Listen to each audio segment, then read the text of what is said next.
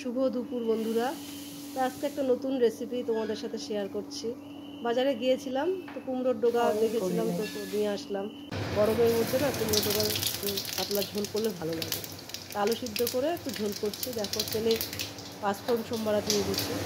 তো তেলটা গরম হয়ে যাওয়ার পর একটু পাঁচফোড়ন সোমবারাটা দিলাম। তারপর লঙ্কাগুলো একটু ভালো করে ভেজে নিলাম। একটু ভালো করে ভেজে দিলে না লঙ্কার একটা আলাদা স্বাদ হয়, কাঁচা লঙ্কা। যেহেতু আমরা শুকনো লঙ্কা খাই না, ওই জন্য কাঁচা লঙ্কা একটু ভালো করে কাট করা করে একটু ভেজে নিলাম। তারপরে এই সিদ্ধ করা আলুটা আস্তে আস্তে করে ভেঙে দিলাম।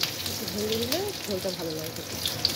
ওই জন্য একটু আলুগুলো ভেঙে দিয়ে এখন একটু আলুটাকে একটু ভাজা ভাজা লঙ্কার সাথে একটু ভাজা ভাজা করে নিতে হবে। আলুটা একটু ভাজা ভাজা করে নেব। ভালো লাগে এই সময় একটু পাতলা ঝোল ভালো লাগে। কাঁচা টমেটো তার মধ্যে একটা গোটা কাঁচা টমেটো আমি কেটে আলুর মধ্যে একটু দিয়ে দিলাম।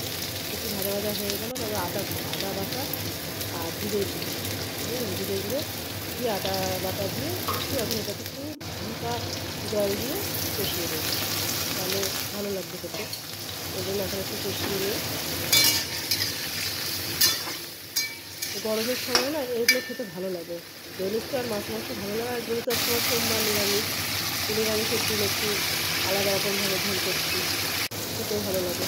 দেখো একটু ভাজা ভাজা করে কষানো হয়ে যাওয়ার পরে কুমড়োটা একটু গরম জলে ভাপিয়ে রেখেছিলাম, নেওয়ার পরে দিয়ে দিলাম। এর মধ্যে এখন স্বাদ মতো নুন আর হলুদ দিয়ে এটা একটু ভালো করে কষিয়ে নিচ্ছি। দেখো ভালো করে কষিয়ে নিলে আলাদা একটা মানে ভাপানো যে একটা গন্ধ থাকে সেটা চলে যাবে। তো কষানোর পর আবার একটু জল মানে আন্দাজ মতো একটু জল দিয়ে দিলাম। যেহেতু ভাপানো ছিল বেশি জল দিলাম না, অল্প জল দিলেই হবে। সেই জন্য জল দিয়ে এখন একটু ঢাকা দিয়ে দিলাম। ঢাকা দিয়ে দিলে একটু ভালো আর একটু ভালো সিদ্ধ হয়ে যাবে। তো দেখো ঢাকা মোটামুটি সিমটা আস্তে করা ছিল আমার। তো 3 মিনিট পরে সিমটা খুললাম, মানে ঢাকনাটা খুললাম।